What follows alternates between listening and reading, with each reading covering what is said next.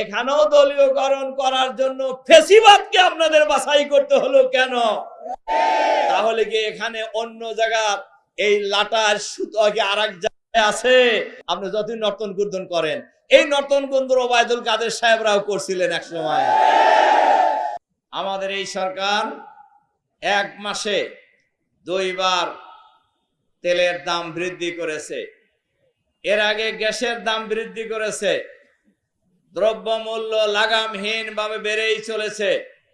দ্রব্যমূল্য জনগণের ক্রয় সীমার বাইরে চলে যাচ্ছে। বাংলাদেশে আইন শৃঙ্খলা বলে তেমন কিছু নেই। আইন শৃঙ্খলার দায়িত্বে যে নিম্নমন্ত্রী আছেন, তিনি সব জায়গায় ওনার অবস্থান, কিন্তু আইন শৃঙ্খলা রক্ষায় তিনি সম্পূর্ণ ব্যর্থ হয়েছে। যার কারণে রামিসার মতো নিষ্পাপ শিশুকে জীবন দিতে হয়েছে।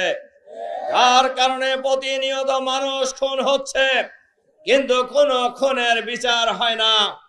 আওয়ামী ফ্যাসিবাদের আমলের দৃশ্য আর এখনকার আইন শৃঙ্খলা পরিস্থিতি প্রায় একই অবস্থায় যা উপনীত হয়েছে। ইসলামী ব্যাংকের কথা শুনেছেন, গ্রাহকরা সমাবেশ ডেকেছিল। সেই সমাবেশে আওয়ামী স্টাইলে এই সরকারের পুলিশ বাহিনী নির্বিচারে হামলা চালিয়ে শতাধিক লোককে আহত করেছে। আওয়ামী লীগের আমলেও ব্যাংকের গ্রাহকদের উপর হামলা হয় নাই। এজন্য কি আমাদের স্বরাষ্ট্রমন্ত্রী বাহাদুর, আপনি কি জবাব দিবেন জাতির কাছে?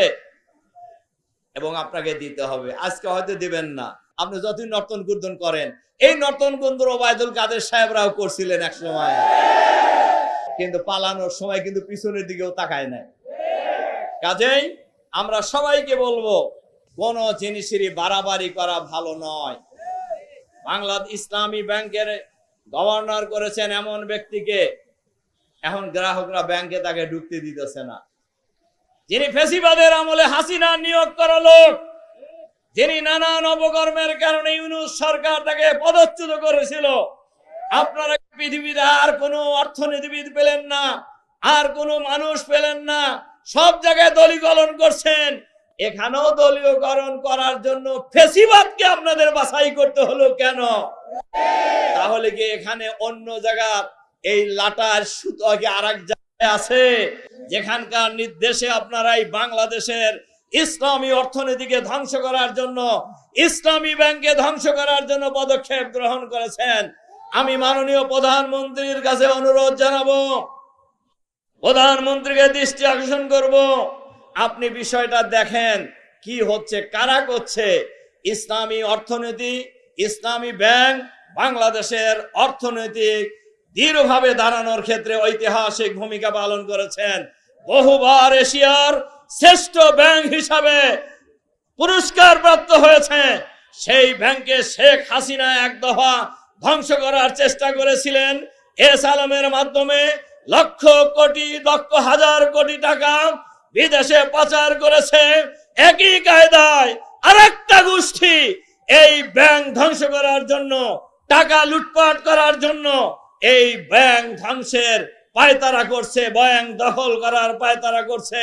কিন্তু বাংলাদেশের জনগণ যারা এই ব্যাংকে টাকা রেখেছে, তারা এই ব্যাংক কাউকে লুটেরাদেরকে দখল করতে দেবে না ইনশাআল্লাহ। আপনারা কি লুটেরাদের ব্যাংক দখল করতে দিবেন? বাংলাদেশের জনগণ এখন অনেকেই বলতে পারেন, ভাই আপনারা কোন কেন, আমরা ওই ব্যাংকের গ্রাহক, এই গ্রাহকরাই মালিক বাংলাদেশ ব্যাংকের। সুতরাং ব্যাংকের গ্রাহক হিসাবে আমার অধিকার আছে এই ব্যাংকের ব্যাপারে কথা বলার। এই দেশের মানুষ হিসাবে, নাগরিক হিসাবে দেশের ভালো মন্দ বলার অধিকার আছে আমাদের। সুতরাং আমরা আহ্বান জানাবো, অবিলম্বে তেল গ্যাসের মূল্য যা বৃদ্ধি করেছেন ওগুলি অবিলম্বে প্রত্যাহার করে নিন। এর সাথে সাথে দ্রব্যমূল্যর ঊর্ধ্বগতির লাগাম টেনে ধরুন। অর্থনীতিকে বাঁচানোর জন্য ইসলামী ব্যাংক সহ লুটপাটের যে পায়তারা করছেন এটা বন্ধ করুন, নইলে বাংলাদেশের জনগণ হাসিনার মতো ফ্যাসিবাদকে বিদায় করার জন্য জীবন দিয়েছে, বিদায় হতে বাধ্য হয়েছে। বাংলাদেশের মানুষকে ওই রাস্তায় যাওয়ার জন্য আপনারা আর জনগণকে ঠেলে দেন না।